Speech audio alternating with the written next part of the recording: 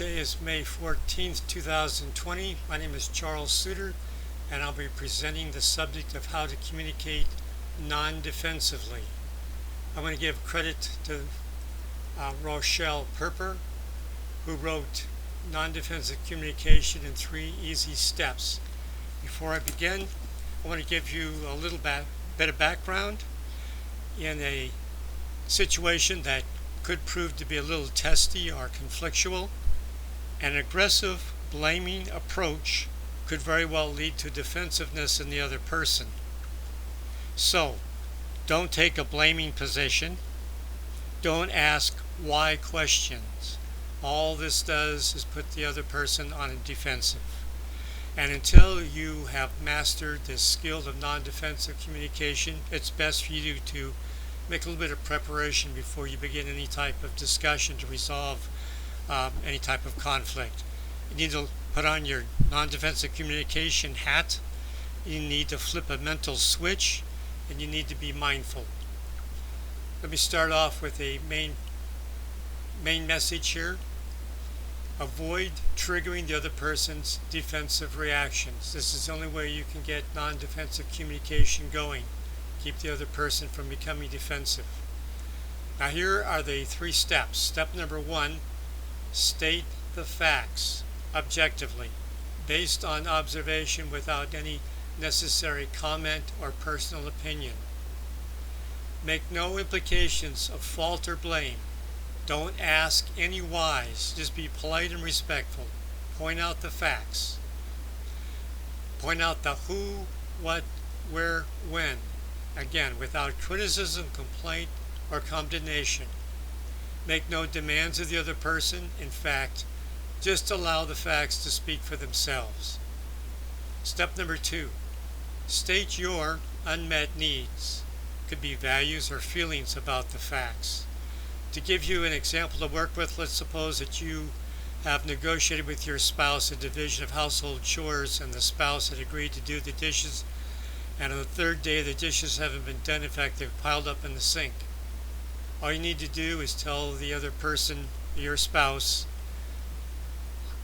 for the last 3 days I've observed that the dishes haven't been done. I was under the impression that we had an agreement as to who was going to do the dishes. Again, you've stated the facts, and now all you need to do is explain your unmet needs. You may explain by saying, I really like to keep the house clean, and before I can do the cooking for dinner or for the meals, it's hard to get meals ready when the kitchen's a mess. Again, you're describing the facts and the impact upon you personally. You need to make a convincing case. You need to sell your need for a resolution. And again, you're using I statements rather than accusative you statements. You promised you would do the dishes. You haven't done them. That will evoke defensiveness in your spouse. Remember to be tough on the problem but soft on the people, all the while remaining non-judgmental. The objective is not to accuse the other person and make them feel bad, but to get a resolution. Step number 3, suggest remedies. Don't be fixated on any one solution. Be open to different options.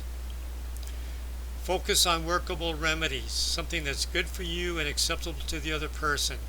You can ask the other person for their ideas, their feedback. What would they suggest? In your mind, draw the acceptance circle of what is acceptable to you as wide as possible to make sure that you can find a resolution you can live with. Now, do not become upset by anything the other person says. Keep your cool.